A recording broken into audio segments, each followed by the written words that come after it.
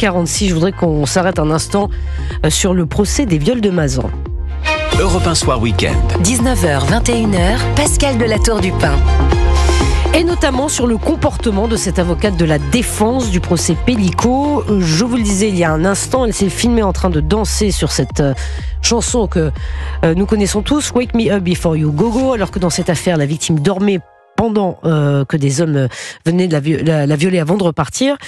Cette avocate raconte aussi sans filtre ce qui se passe lors de ce procès. Je vous propose d'écouter, pour bien comprendre et que les auditeurs d'Europe 1 comprennent de quoi on parle. Elle est avocate de la défense. Écoutez ce qu'elle dit sur les réseaux sociaux.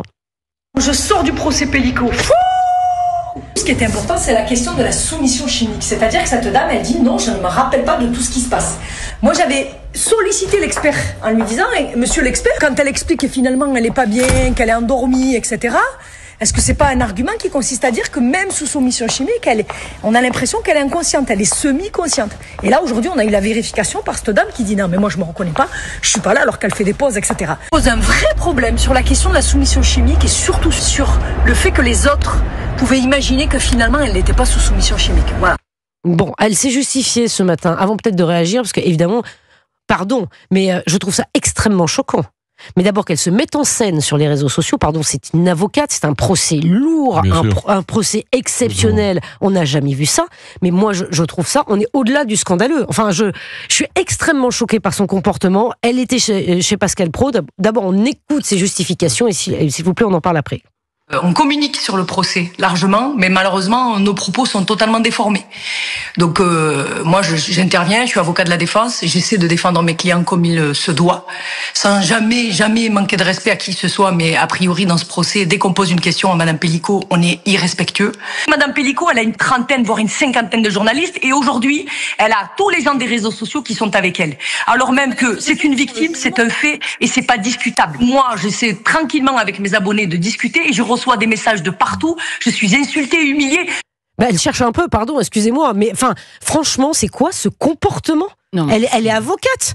Elle a prêté serment. Mais qu'est-ce que c'est que ce comportement, Gabriel Cluzel ? Moi, je suis frappée par la disparition de la décence commune. Vous voyez, cette décence minimale qui devrait habiter toutes les strates de la société et a fortiori des métiers tels que le sien. Enfin, on imagine son niveau d'études et de l'avoir ainsi traité la victime, c'est évidemment profondément choquant. Qu'un avocat défende tout le monde, qu'un avocat défende ses clients, c'est son rôle.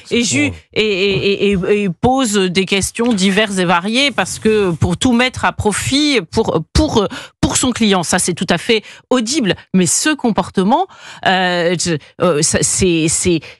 dépasse même l'adjectif scandaleux. Moi, ce que je veux dire simplement, c'est qu'il y a eu des précédents dans la justice parce que souvenez-vous, alors c'était pas les avocats, c'était les juges, mais quand le syndicat de la magistrature a épinglé sur le mur des cons 2 paires de victimes, vous trouvez que c'était plus décent 2 paires de jeunes filles violées?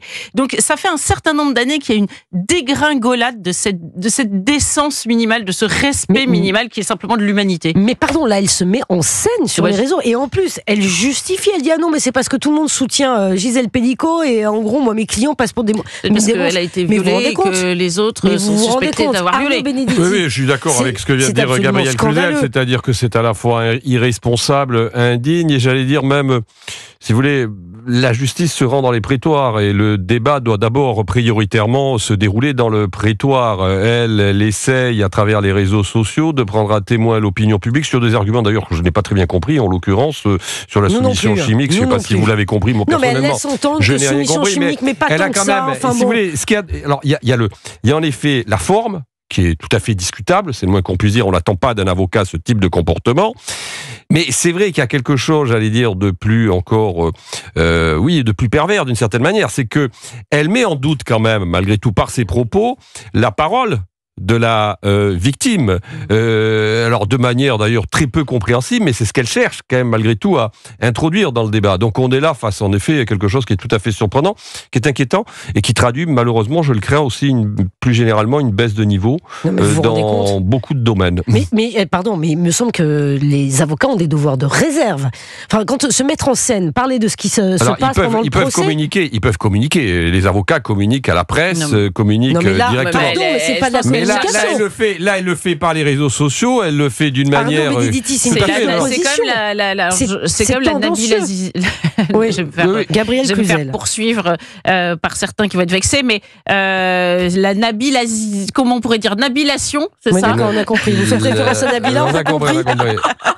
C'est-à-dire qu'elle cherche à se faire connaître par le buzz. Exactement, je suis d'accord avec vous, sur les réseaux sociaux. Les avocats n'ont pas le droit de se faire de la publicité. C'est interdit. J'imagine que le Conseil de l'ordre... Mais l'ordre des avocats pourrait peut-être être saisi. Le Conseil de l'ordre va certainement, je veux dire, à mon avis, il me semble qu'elle soutient son client comme la corde soutient le pendu, parce que je suis pas certaine que ce genre de mise en scène soit la meilleure façon de mettre dans de bonnes dispositions ceux qui seront amenés à juger son client. Mais moi, je trouve ça indécent vis-à-vis de la victime. Pardon, excusez-moi, mais ça me choque qu'une avocate tienne ce genre de propos, qu'elle laisse entendre. Elle dit, ah oui, c'est une victime, mais bon, sur la soumission chimique, je comprends pas comment on en arrive là et comment une avocate, encore une fois, qui a prêté serment, arrive, même chez Pascal Praud ce matin sur Europe 1, à défendre sa diffusion de vidéos sur les réseaux sociaux. On n'a pas l'impression dans les propos qu'elle tient chez Pascal, dans les propos qu'elle tient chez Pascal Praud, finalement, elle ne revient pas sur son comportement.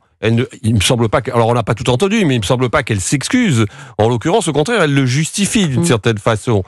Oui, c'est tout à fait, c'est encore une fois, c'est tout à fait condamnable. Mais clairement. Encore une fois, qu'elle cherche les failles de toutes les façons, parce que c'est le propre de l'avocat, c'est le propre d'une comment dire, non, mais dans le tribunal. d'un procès contradictoire. Voilà, ça se passe dans l'enceinte du tribunal. Exactement, et qu'elle cherche de toutes les façons les failles dans cette affaire, et tous les avocats le font. Vous savez, il y a quelques semaines, je lisais ça dans la presse, il y a un Pakistanais qui a agressé sexuellement une jeune femme. Son avocat a plaidé l'écart culturel. Bon, pardonnez-moi, moi ça me choque.